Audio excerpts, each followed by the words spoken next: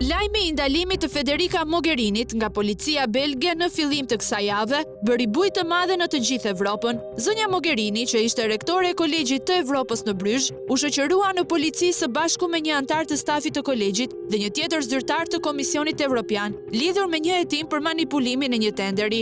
Autoritetet hetimore evropiane dyshojnë se gjatë periudhës 2021-2022, Kolegji i Evropës ka përfituar përmes favorizimit një kontratë me vlerë 3.2 milion euro nga shërbimi diplomatik i Bashkimit Evropian për një trajnim 9 mujor të diplomatëve të rinj. Në një deklaratë zyrtare, Prokuroria e Pavarur Publike e Bashkimit Evropian shkruan: Hetimi fokusohet në faktin nëse Kolegji i Evropës ose përfaqësuesit e tij ishin informuar paraprakisht për kriteret e përzgjedhjes së procedurës së tenderit dhe kishin arsye të mjaftueshme për të besuar se do t'u jepej zbatimi i projektit përpara publikimit zyrtar nga shërbimi diplomatik i BE-s të njoftimit të tenderit. Ka dyshime të forta se gjatë procesit të tenderimit për programin është shkelur neni 169 i rregullores financiare lidhur me konkurrencën e ndershme dhe se informacione konfidenciale lidhur me prokurimin në vazhdim i janë ndarë njërit prej kandidatëve pjesëmarrës në tender. Por çfarë është Kolegji i Evropës? Bëhet fjalë për një institut prestigjioz për studime evropiane me seli kryesore në Bryzh të Belgjikës.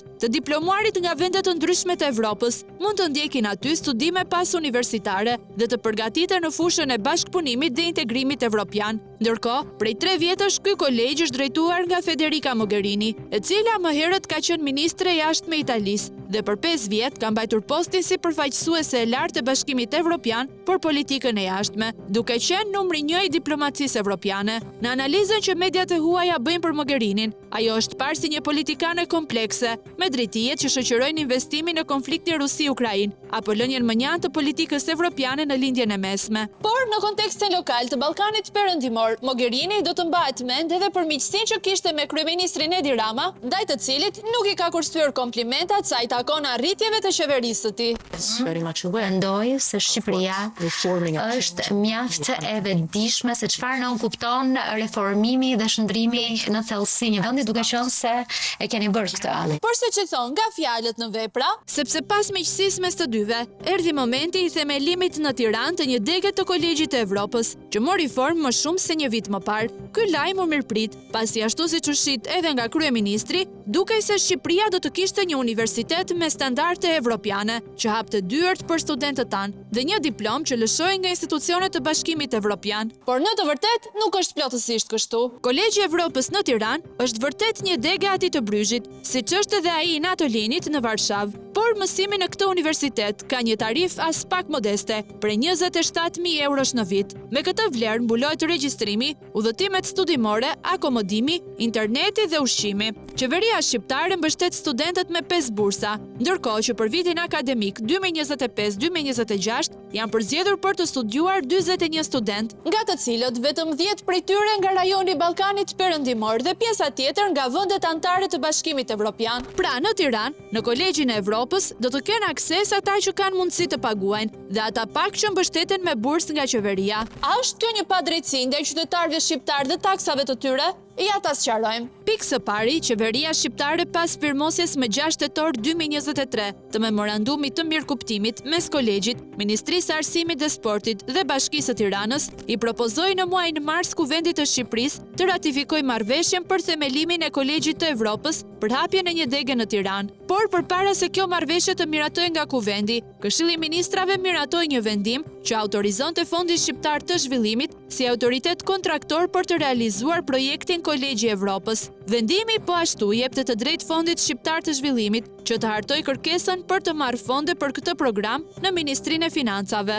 Një muaj më pas, marrëveshja është ratifikuar nga Kuvendi në datën 18 prill 2024, e që të jetë në fuqi tërësisht, duhet që të dekretohet nga presidenti, por askush nuk ka pritur kohën e nevojshme për miratimin e saj dhe Këshilli i Ministrave ka miratuar një vendim që ka efekte financiare pa bazë ligjore. Son shkurt nga Parlamenti në vendim qeverie, duke anashkaluar institucionin e presidentit. Ironi më vete, kur supozohet që Kolegji i Evropës duhet të mësojë studentët për praktikat më të mira ligjore. Por shkeljet dhe favorizimet sa kishin nisur, edhe pse një universitet privat, marrëveshja jep terren trajtimi preferencial fiskal këtij kampusi. duke e përjashtuar nga çdo lloj detyrimi tatimor e doganor, madje jo vetëm kolegjin, por edhe furnitorët e kolegjit, duke krijuar një terren të rësisht favorizues edhe për bizneset private që do të furnizojnë me mallra dhe shërbime universitetin. Gjithashtu, pas miratimit të kësaj marrëveshjeje haptas favorizuese, Këshilli i Ministrave mori një tjetër vendim. Këtë herë për t'i kaluar në pronësi Fondit Shqiptar të Zhvillimit e më pas kolegjit, tokën pranë qytetit Studenti për të ndërtuar kampusin.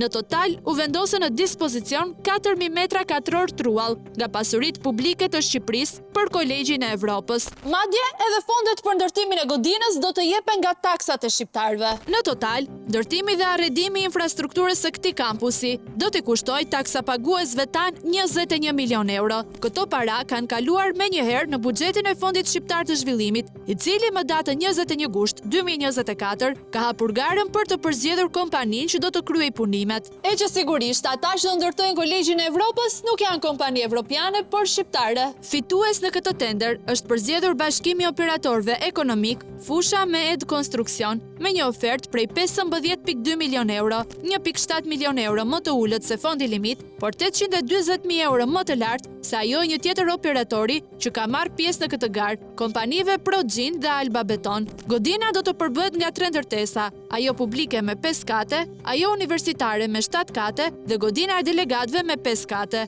Në mes të tyre do të ngrihet një auditor në formën e kupolës dhe do të ketë një parkim nëntoksor me 415 vende. Në total, do të ndërtohen 34.000 metra katror, e ndarë në 12.000 metra katror mbi tokë dhe 22.000 nën tokë. Të gjitha këto do të financohen nga taksat e shqiptarëve. Vetëm sepse kryeministri Edi Rama ka vendosur t'ia bëjë si dhuratë mikes së tij, Federica Mogherinit. Ndërkohë që premtimet për universitete dhe rezidenca dinjitoze për studentët shqiptar kanë mbetur në letra. Mes gjithë kësaj, për të qenë i drejtë me të Federica, ishte ajo që na ruante mendjen, duke bërë maksimumin në labirintet e Brukselit për t'ju treguar që ne kishim vlerë.